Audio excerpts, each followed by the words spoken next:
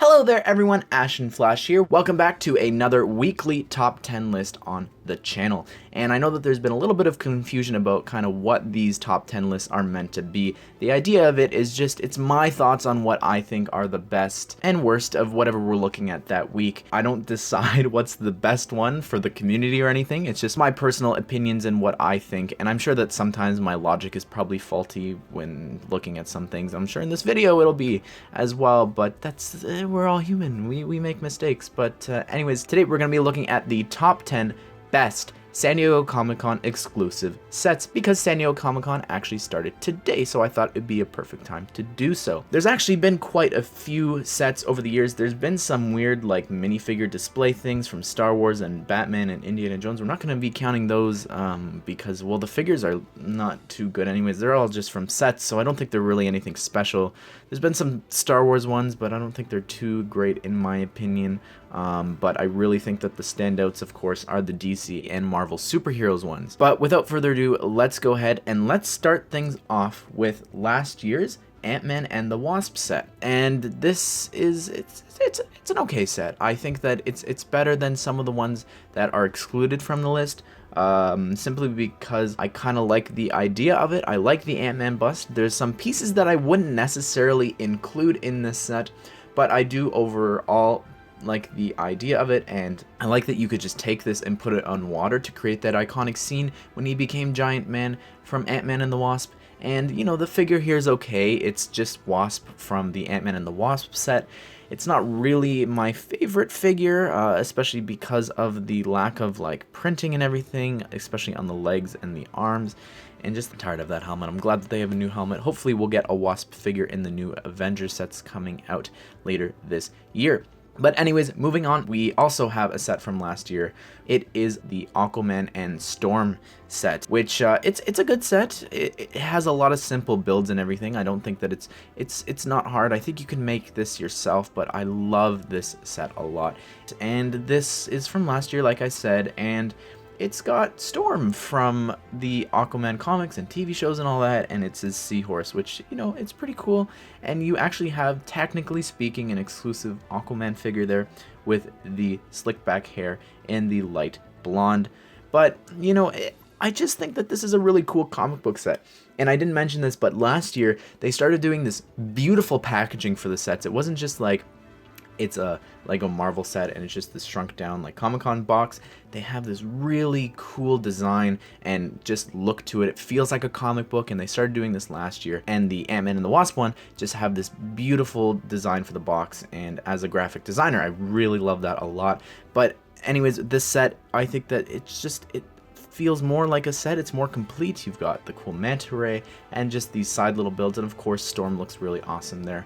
But we'll move on to the 8th place. I did include the brickheads here because they are technically exclusive sets. Here is the Supergirl and Martian Manhunter brickheads, and I quite like this. I don't think that her hair looks very good. It's kind of why it's so low on the list, but I do really like the exclusive prints and everything that you've got going on here.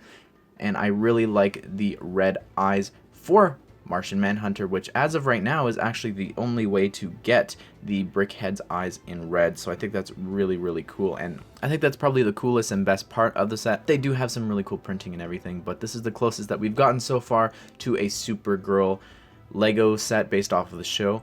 And this is actually really interesting because Lego hasn't done the main character from the Arrowverse show, so this was the first time that one of the main characters actually got some form of Lego representation. And in 7th spot, we also have the other brickheads from that year from Marvel, and we have the SpiderMan and Venom one. These do beat out a lot of the other brickheads that we won't look at here, but I think that it has a lot of cool exclusive bricks. It's actually right now our only version of Spider-Man in brickheads form.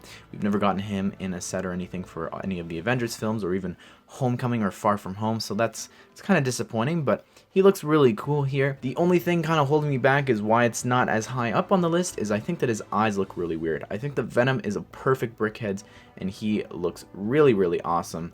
But I don't know, he doesn't look very good with the eyes. I think that they should have tried to do something stylized, kind of like what they did with Venom there.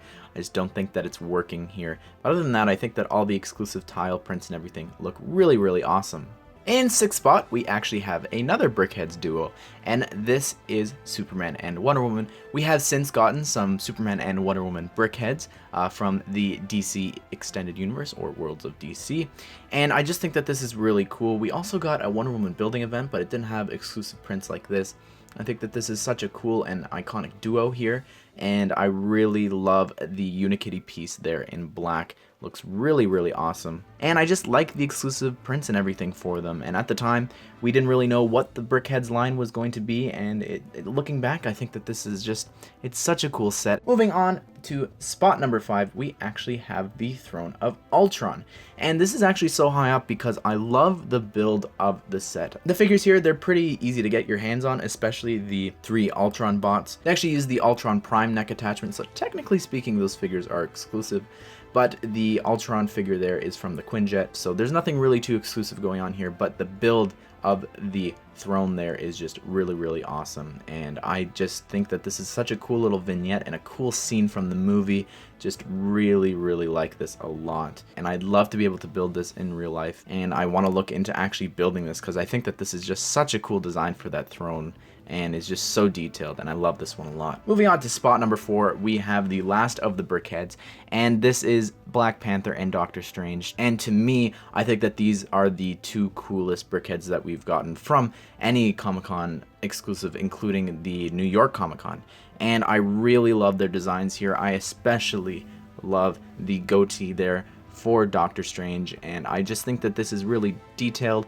And Black Panther as well, I'm shocked that we have not gotten a Black Panther Brickheads since then, and I hope that we get one day. Same with Doctor Strange, I'd love an MCU version of him, but I think that these 2 figures look really awesome, and they're characters that are really popular right now, and I really hope that someday we'll be able to get an actual retail version of them, because I think the Brickheads line is continuing in 2020. In 3rd place, we have the Marvel set from this year, Captain Marvel and the Aces. And this is actually 3rd on the list because I really like the design of the ship. I think that that's a really cool looking build, and I actually really like the Flurkin design there as well for Goose. I really like that a lot. And overall, I just think that this is a cool little scene, and I like the way that she's attached to the ship as well.